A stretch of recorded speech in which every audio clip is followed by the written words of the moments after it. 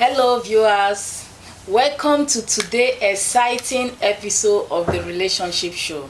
This is Relationship Show where we discuss about all kinds of relationship with husband and wife, relationship with siblings, relationship with teachers, government and its citizen, relationship with workers, staff, all kinds of relationship. Stay tuned as I welcome my girls for today. Welcome, sir. Today I'm with Mr. Austin to discuss about the relationship of the employer and the employee. You are welcome, sir. Thank you very much. Thank you for having me. Good day, viewers. What do you think should be the relationship between the employer and the employees? The relationship between employer and employee should be a cordial one. In the first place, the relationship is defined on the basis of contract. Okay. We have what is called master-servant relationship between the employer and the employee. A situation where the employer is the master. Okay, that is the superior. Yes, Okay. the employee is the servant. Now, I don't want us to take that word, master-servant, on the basis of being slavish. Okay. Is on the basis of one needing services and someone offering that services. You know, it's a reciprocal situation. Okay. Do you understand? Because there must be a kind of meeting of the mind between that same master and the servant. Okay. The servant giving services and the master paying for that services. Yes, that is the kind of relationship that exists between them. But it goes further. Okay. On the strength of contract, in the sense that you must know whether that relationship is defined as what is referred to as contract of service or contract for service. Or contract for service. So, yes, when we talk of contract of service, we are looking at a situation where the employer employs someone to work for him. And that employer is the one who provides the work environment, the equipment for work. He dictates the way and manner the work is done, and he pays the employee. Okay. Do you understand? So invariably, we can say that the employer is the owner of the work, is the one who dictates the way and manner the work is done. He provides all the equipment for the work. And the employee is entitled either to salary or wages. Is it the same thing with the government staffs and the government and its staffs? Yes. For example, persons working in the public service. Okay. You understand? Many of them are on a contract of service. Okay. Okay, but like the converse side that I just mentioned, contract for service. Contract for A service. situation where you have an employer and an independent contractor. Okay. Okay, the employer actually provides the job. Okay. He may provide the specifications of the job, but the way and manner the job is carried out, the equipment with which the job is carried out, the employer may not necessarily be the one providing them. The independent contractor is the one providing them. You understand? Okay. The job of the independent contractor is to ensure that he delivers to specification. Okay, when we talk about this employer and employee relationship, does it involve the house help, the domestic staff and the boss or the boss wife? It does. Anyone that is working under a person, okay, is covered by generally the labor law, as it were. Yes. Okay. You are covered under the labor law, no matter the level of services you're giving. So the relationship that exists between you and your employer is that of master-servant relationship, employer-employee relationship. So it includes the house help. It includes the house help. Yes. So when we talk about the house help, can I use maybe as a house help? Yes. If maybe I'm working under a husband and wife, can I report my boss wife to my boss? The issue of report here. If my boss wife shouts on me the way I don't like, or did something that I don't like, or maybe can I not cancel my boss for something the wife did that is not good? First of all, what we warrant reporting one's boss wife.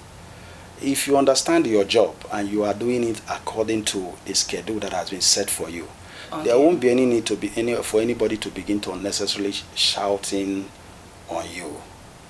Okay, so there is no house help that is within the confines of the authority of reporting his boss to any person, or reporting his boss's wife to his boss. But with what we read online these days, we understand that some women, some boss wives are very wicked. Okay. They maltreat their domestic staff. So if a domestic staff is being maltreated by the boss wife, maybe the boss wife oftentimes shouts on the house help, can the house help not go to the husband and report to the husband? Actually, that is at the level of abuse now. Okay. You understand? Because you employed someone to work for you does not in any way give you any power to begin to molest the person, shouting, abusing the person and the rest of them. So reporting to the boss is on the basis of how that boss will take the matter at that point in time. Okay, when it is abuse. Yes. But if it is not abuse, no one has the right to no staff has the right to report. No. Okay. That is not what you are employed to do. You are not employed to come and report your boss's wife to your boss. Okay, what about cancelling? Can I not cancel my boss? First of all, you are not employed as a counselor. Okay, it's not part of the description of the job, because we are looking at the position of a house help. Okay, what should be the boundary in communication between the boss and the staff, both domestic staff and the official staff? What defines the boundary is your job schedule. What you job description. Yes, what you have been employed to do. Anything outside that, you are not crossing. It's not within your purview. That means I'm crossing your the boundaries. Yes, what you are employed to do is what you should focus on. I understand there are some persons who feel this particular suggestion will be good for the business, for the company. In what way do you think they can push in their own opinion that will help the growth of the company? I believe that so that the boss will not see it as being advising him or her. I believe that every organization has a structure. Okay. If you have a management structure, and there are persons who are in a position to hold meetings with the boss of that organization. In such meetings, you can come up with your very brilliant suggestions. Interesting. Sometimes some organizations have what they call suggestion box. So that persons who do not have the opportunity of being part of the management team that will attend that high-level meeting where they can hear their voices can as well pencil down certain things and drop it in the suggestion box. And it is incumbent on the organization too to pick up such things, look at them and see how they can, the vital ones, incorporate them into their system. Yes. Okay. That is the way I hope somebody is taking notes of this. So I read an article about female bosses, and some persons said they cannot work under a female boss. Some other person also said they cannot work under a male boss who have a wife in the establishment, like husband and wife running a business, or husband being with a wife in the same company. So what do you think about that? Because I understand female bosses are very, like with the article I read, female bosses are very difficult to work with. With due respect to persons who may have their diverse position as to whom they will want to work with, working with a male boss or working with a female boss is immaterial.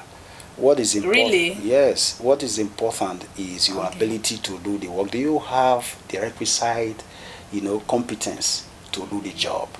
Can you deliver on the job. Those are the things you should look at. For example, you have the choice of working with a female boss and you don't have the skills, the competence, to do the job. There is no innovation in you. Will your female boss make the difference? It will not. So the gender of boss, employer, does not in any way make difference. It is your ability to deliver on the job. That is what you should focus on. When you enter an organization, every organization has its objective. Every organization has its objective, and you are there to work towards the achievement of the objective of the organization. You understand? So for persons who say because the employer is a female, I can't work, or that the employer has a wife, two of them are the ones running the business, I cannot work. For me, it doesn't hold water per se, except there's anything that you think that is peculiar to you as an individual that will make you not to be able to perform at that level. But if you are now choosy as to the type of gender of employer you should work with, if it does not come, what are you going to do? If you are a male, for example, and your choice is that you must work with a female, if you become an employer of labor tomorrow, and no one wants to work with you, how will your organization grow? We should be able to work on the basis of what we can offer. So the last one, what about this transferring of aggression? The female boss has issue with the husband at home, bring it to the office and start shouting on everyone in the office, or the male boss has issue with the wife at home, bring it to the office and start using it on everyone for that day. What about this issue now? What do you think about it? My position is that everyone should learn how to control your temper. Everyone should learn how to control their temper. Yes. Leave domestic anger at home. Yes. Don't transfer aggression. That you have issues with your partner at home. It does not mean that you should bring it to your workplace. Wow. In fact, it's even something that impeaches on the character of the person who does such a thing. If you are a boss and you are this kind of person who transfers aggression, it shows that you are not even worthy to box anyone. Wow. That is the truth. You should be able to be level-headed, control your temper. Nobody should notice that something has happened at home before coming to work. This shouldn't be mentioned between employer and employees, or even between the employees. So, in conclusion, sir, what do you think? What should happen in such situation? The issue of delegation matters a lot. When you find yourself in that kind of tight corner where your emotion is overwhelmed, you should have a 2IC that can always deputize for you to balance situation. So when you come around, you just give basic instructions and take your rest somewhere until you calm yourself. Until you calm yourself. Yeah, don't come to the public and begin to display ugly, behavior that will bring not your emotion to your work. Befitting of your person. Wow. You understand? So this will bring us to the end of the relationship show today. Hope someone learned something from this today.